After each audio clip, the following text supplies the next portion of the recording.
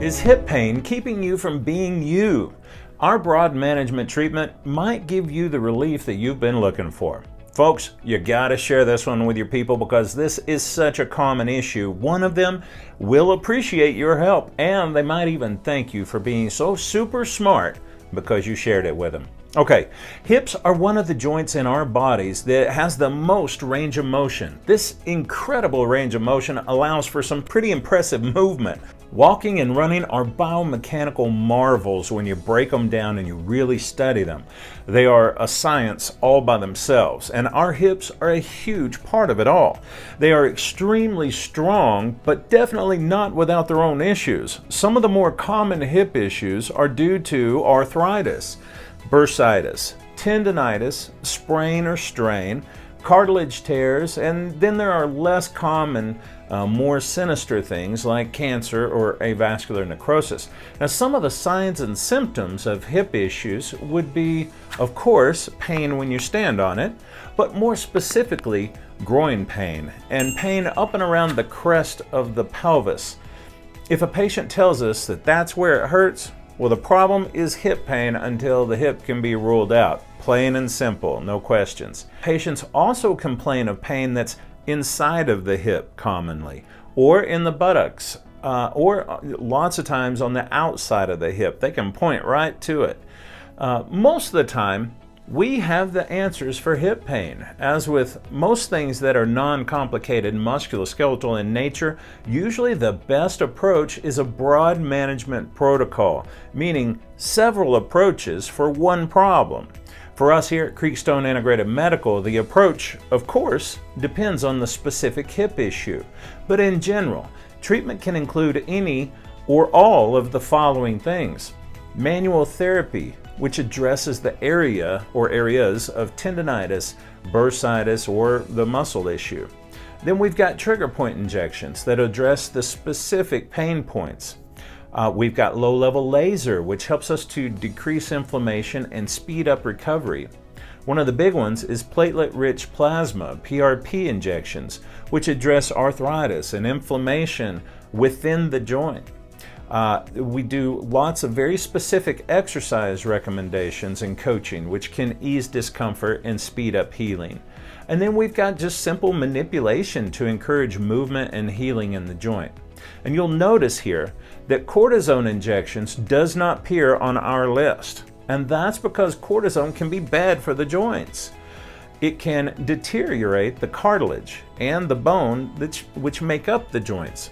And if cortisone shots do happen to actually work, which they don't lots of times, if they do work, they don't typically last long. They are short-lived and they don't solve any issues. PRP, on the other hand, is the superior choice for joint injections if you're going to do them. And there's little to no bad reactions from PRP. PRP doesn't tear up the joint, and PRP matches or beats cortisone in the research. To prove my point, here are some of the conclusions from research papers. These are randomized controlled trials, by the way.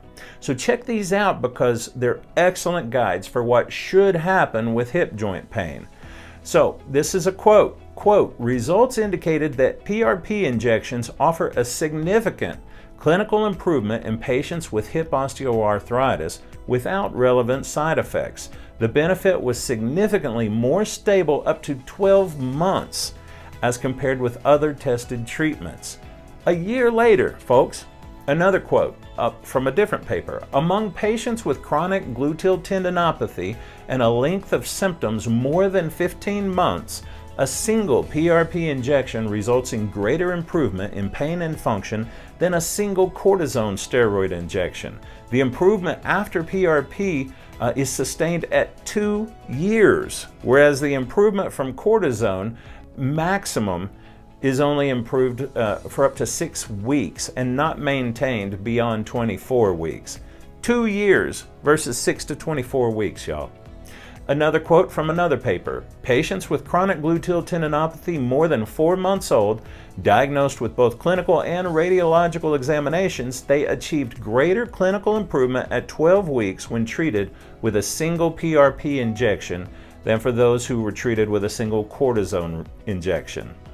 Here's another paper, another quote. In this randomized study, PRP resulted in lower postoperative pain scores at 48 hours and fewer joint effusions or swelling at 6 months. These findings suggest that PRP may have a benefit regarding postoperative inflammation.